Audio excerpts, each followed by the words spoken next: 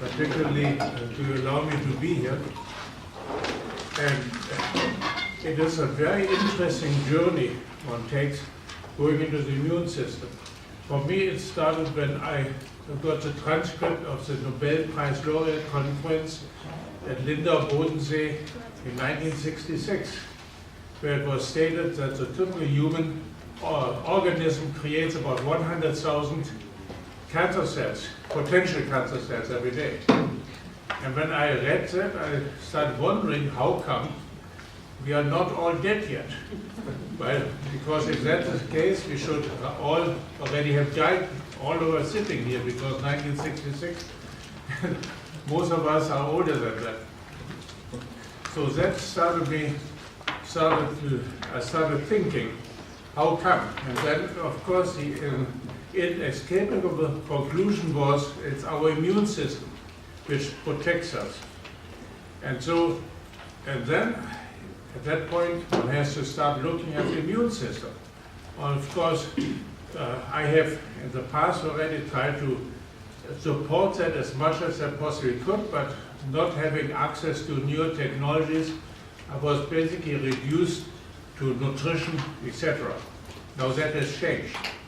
While all this was going on, I collected certain data regarding which factors might improve our immune system and which factors might turn it down. And so subsequently I found a list, we created a list of all these things which actually support our immune system and those which calm it down. And so back in Ei Paso we have a concept called KISS, keep it simple, stupid. In other words, we want to create something that is easily understandable. And even though I love these pictures very much, but which is here at the entry of our conference, still it would be good to really think about that more. And so we started to look at the immune system, particularly through the ideas of the macrophage. Yeah. And so we created a model for our own use, how these things work. And so we came to draw pictures, and I show you some of these here, which shows a typical macrophage, of course not as nice as this one, but anyhow with a big mouth up here, and then there are some factors have to be present, which are known as tumor necrosis factor alpha. And when we started thinking about what that really means, tumor necrosis factor, we realized this is what actually kills cancer cells, the necrosis. And we use it as sort of a saliva for the macrophage to eat abnormal cells or tissue fragments. And it was not just cancer necessarily, but we run into problems where this happens with other tissues. For instance, in the process of rheumatoid arthritis, etc., we have tissue fragments which have to be cleaned up. And then up to eventually, these are ingested, phagocytized, and then are presented on the surface of the macrophage to be presented to the immune system. Dr. Blesius? Yes, sir. Would you please? We cannot see your beautiful picture over here. Thank you very much. Thank you. I've seen that before, so it's okay for me.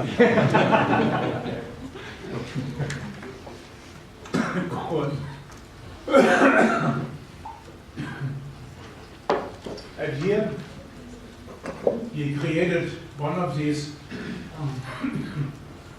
things with rheumatoid arthritis, how it all triggers fragments of joint membranes are being also phagocytized and then presented to the immune system. Okay, go next. So now, then the first question we had, what? Then we start running into factors which influence the tumor necrosis factor alpha. And of course, there's a big business out there in rheumatoid arthritis Actually, it's approaching $1 billion now. Substances which block the tumor necrosis factor alpha. I do not know what that medication is called locally here. We call it Humira. It's something, a sister substance to etanercept. These are monoclonal antibodies which bind this tumor necrosis factor alpha after it has been secreted. And so this has been used in rheumatology a great deal. However, looking also through further things which influence the synthesis of this tumor necrosis factor alpha, we run into some interesting substances like thalidomide, of infamous fame for creating malformations in babies, and chlorpromazine, which is a psychiatric drug. And for us who may like some homeopathic possibilities, there's this Traumil from Germany. We use it a great deal too. However, a study at Jerusalem University showed that it inhibits the synthesis of tumor necrosis factor alpha by 54 to 65%. So, with other words, careful. Can we go next, please?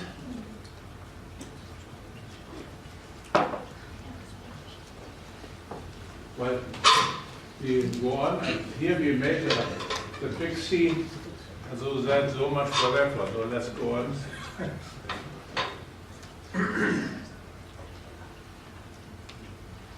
Yeah. Again, now these fragments are being presented, and let's go on. Oh, no, back. Yeah.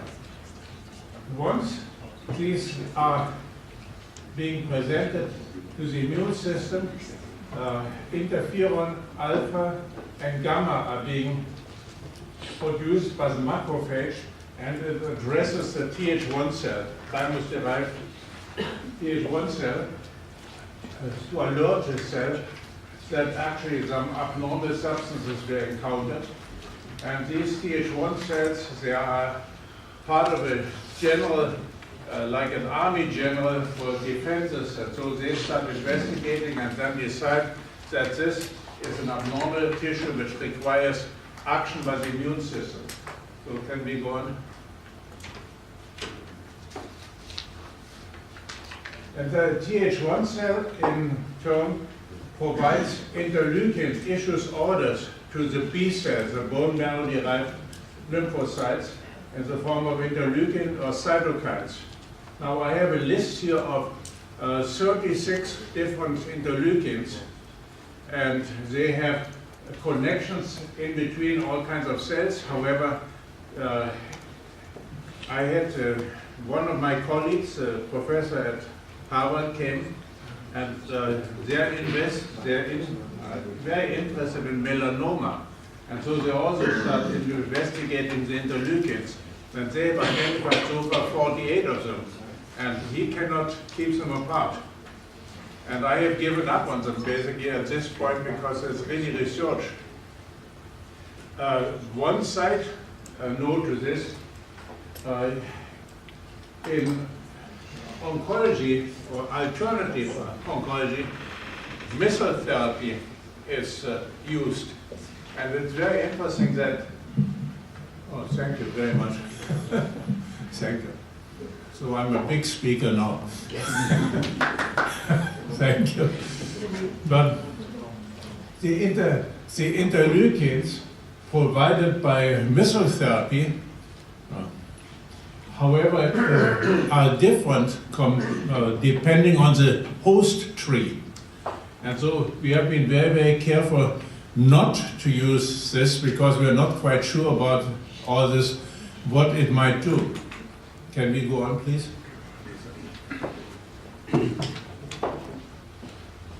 Now, the B cells in turn spring into action, and they do create the antibodies against what abnormal tissues have been found. And they take the form of the familiar IgM, which is depicted here. And if you keep going, please.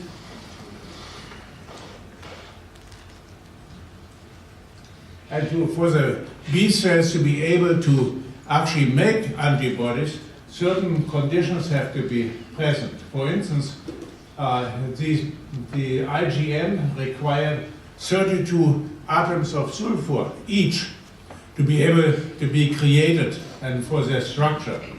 And on the other hand, the B cells require folic acid, so there's certain medications out there like methotrexate, which blocks the utilization of folic acid, and as such that has been utilized to cut down as a chemotherapeutic agent also for psoriasis, etc.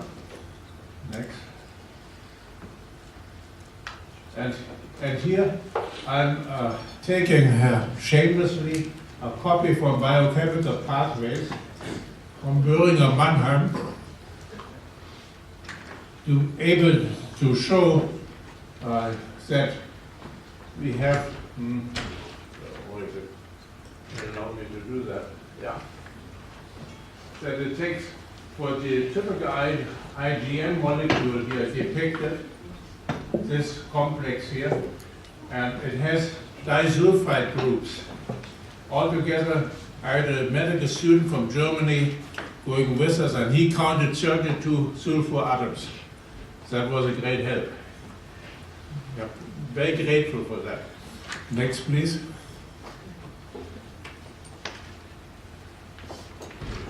Of course, there are also Th2 cells, and they have their own set of interleukins or cytokines that have an inhibitory effect upon the B cells, and that balances things out.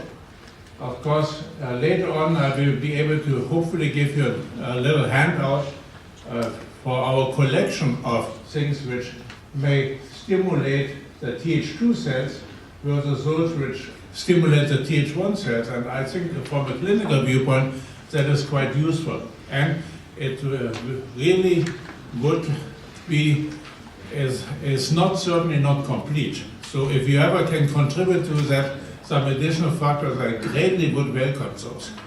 Next one, please.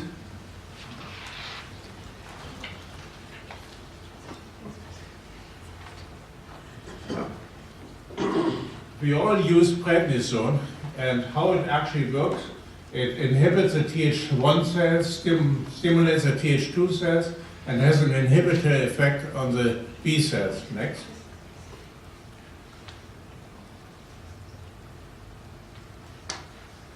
And now it starts out having all these interesting substances already, from cytoxan, cyclophosphamide, imoran, and so on. In transplant medicine, we use tacrolimus a great deal, which inhibits the transmission of interferon alpha and gamma stimulation to the Th1 cell, and there's a medication in use in multiple sclerosis. It had to be off, called Tysabri. It had to get off the market because too many people were killed. Obviously, you can see why. It not only works like medication for transplant, it also had an inhibitory effect on the macrophage. And so we have, on the other hand, we have Th2 cells here, and there will be more information on this end here. Please move on.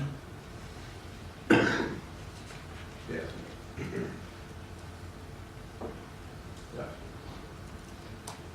A little bit more.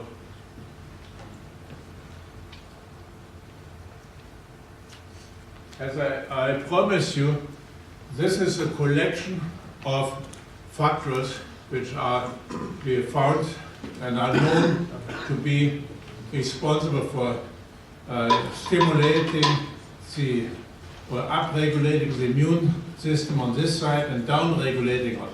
And I want for you to pay attention that actually we utilize it on both ends. You see, in neoplastic disorders and certainly viruses, we emphasize this side, we stimulate it, and on the other hand, we have in autoimmune disorders, we try to be on this side. And a couple of interesting observations, of course, progesterone and estriol, for instance, are major factors here which allow a pregnant woman to tolerate foreign body, a baby, the fetus. And so we use it a great deal in treatment of autoimmune disorders.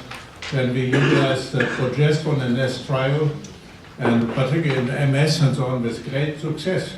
And on the other hand, surprisingly, there are many things which, of course, Professor Bulgari already alluded to, the oleic acid which you find in olive oil, and which would be stimulating effect. On the other hand, corn and sunflower oils have a sort of mitigating effect on the immune system. Okay, we can move up a little bit or down, whatever it might be. And here we go.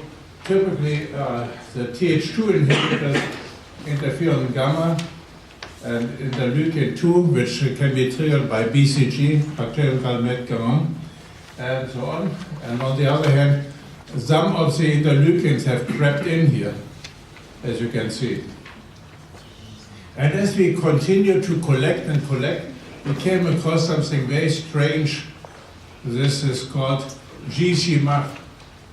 And it occurred to me that it must be from the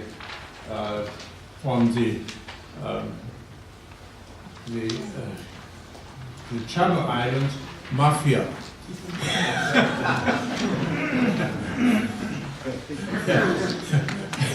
I do think that. So then we became very interested in that, of course, and we also found out about nagalase as such, that is being secreted by neoplastic cells, which then disassemble GcMaf, mediated macrophage activation. And most recently, we went back to the writings of Otto Warburg, who in 1926 published a paper, and that netted him the Nobel Prize at that time, über den Stoffwechsel der Tumoren, Berlin 1926. And so